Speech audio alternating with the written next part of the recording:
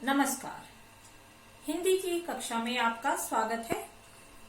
आपकी पाठ्य पुस्तक वसंत भाग 2, इसमें जो आपकी पहली कविता है हम पंछी उन्मुक्त गगन के, इस कविता को आपने पढ़ा, समझा, जाना और इस वीडियो में, आज की इस वीडियो में आज हम इस कविता को पुनः दोहराएंगे, इसके बारे में फिर से जानेंगे।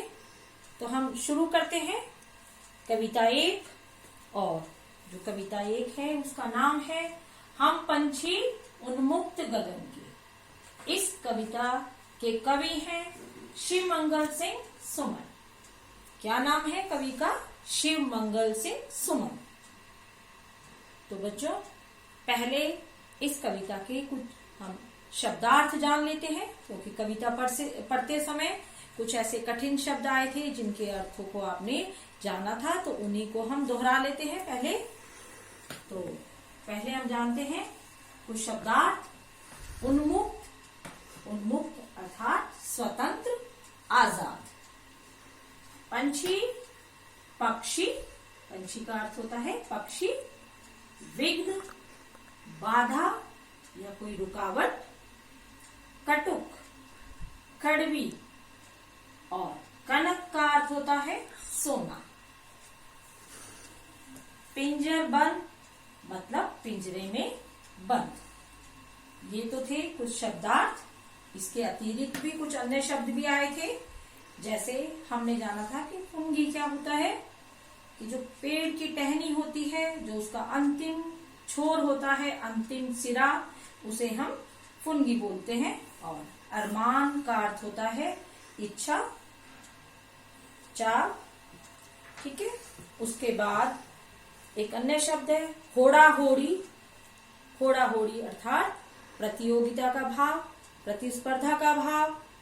और क्षितिज, क्षितिज हमने जब कविता पढ़ी थी तब भी बताया था कि वह स्थान जहां पर धरती और आसमान मिलते हुए से प्रतीत होते हैं। मिलते नहीं है, केवल वे हमें नजर आते हैं। ऐसे प्रतीत होता है जैसे आसमान और धरती एक दूसरे को छू रहे हैं। नीड़, नीड़ का अर्थ होता है घोंसला और आश्रय। और आश्रय मतलब सहारा। ठीक है। ये तो हुए इस कविता के शब्दार्थ। अब इस कविता में क्या कहा है कवि ने? पक्षी के माध्यम से कवि इस कविता में हमें स्वतंत्रता का संदेश दे रहा है।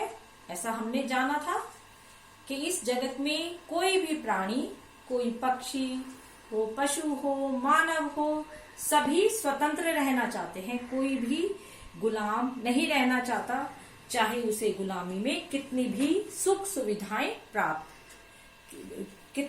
सुविधाएं दी जाएं, लेकिन फिर भी वह स्वतंत्र ही रहना चाहता है। जिस प्रकार पक्षी कहते हैं कि हम भूखे प्यासे मर जाएंगे, लेकिन जो सोने के पिंजरे में हमें, सोने की कटोरी में अच्छा अच्छा दाना पानी हमें दिया जाता है, उसे हम नहीं खाएंगे, क्योंकि हम तो केवल बहता हुआ जल पीने वाले हैं। ठीक है। आगे पक्षी की क्या इच्छा है कि वे खुले आकाश में इतना ऊंचा उड़े कि जो अनंत है, जिसकी कोई सीमा ही नहीं है, उसकी सीमा को भी वे पा लेना चाहते हैं। ऐसे उनके अरमान है, ऐसी उनकी इच्छा है। और अपनी जो लाल चोंच है, किरण जैसी जो उनकी चोंच है, उसमें वे तारे रूपी अनार के दानों को चुग लेना चाहते हैं। ऐसी पक्षियों ने अपनी इच्छा यहाँ पर व्यक्त की है। और आगे पक्षी क्या चाहते हैं कि वे जो धरती और जहां आसमान मिलता है, क्षितिज को पा लेना चाहते हैं, अपनी अंतिम सांस तक उड़ना चाहते हैं।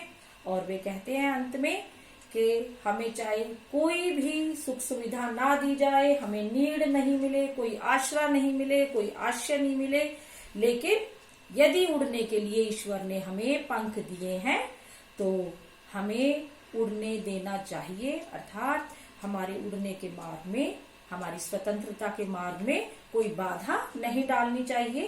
ऐसे भावार्थ इस कविता में है। तो ये हमने जाना कविता के बारे में। ठीक है, अब इसके जो प्रश्न दिए गए हैं कविता से, उनको भी हम एक बार दोहरा लेते हैं कि हर प्रकार की सुख सुविधाएं पाकर भी पक्षी पिंजरे में बंद क्यों नहीं रहना चाहते। और बच्चों इसका क्या उत्तर देंगे, जैसे कि स्वतंत्रता सभी को प्रिय होती है, चाहे वह प्राणी हो या मानव।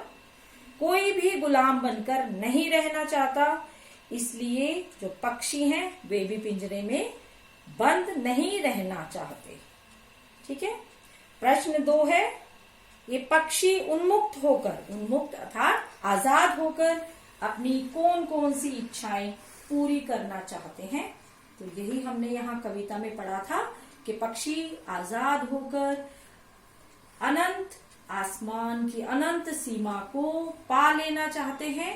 वे सीमाहीन जो आकाश है उसकी ऊंचाइयों को छू लेना चाहते हैं और अपनी चोंच में जो तारे रूपी अनार के दाने हैं उनको वे चुग लेना चाहते हैं। अब प्रश्न 3 है कि भाव स्पष्ट कीजिए। या तो क्षितिज मिलन बन जाता या तनती सांसों की डोली। इस पंक्ति का जो भावार्थ है वह है कि जो पक्षी है कि क्षितिज को पा लेने की इच्छा रखता है और अपनी अंतिम सांस तक उड़ना चाहता है। यानी कि जिस क्षितिज को, जो क्षितिज है ही नहीं, जिसको पाया ही नहीं जा सकता, उस ऊंचाई को भी पक्षी अपनी अंतिम सांस तक पा लेना चाहता है। तो बच्चों यह तो थी कविता 1, हमने दोहराई आज। तो अपनी कक्षा परीक्षा में आप ध्यान पूर्वक जो प्रश्न पूछे जाएंगे इसी कविता से संबंधित, उनका आप उत्तर लिखेंगे और उसे आप मेरे पास भेजेंगे। उसके बाद मैं इस जो आपकी परीक्षा होगी इसका हल भी आपके पास भेजूंगी। आप उसमें से भी अपने उत्तर मिलान कर सकते हैं। फिर भी यदि कोई त्रुटि रह जाती है तो मैं आपको बताऊंगी। आज के लिए बस इतना ही। धन्यवाद। शुभ दिन।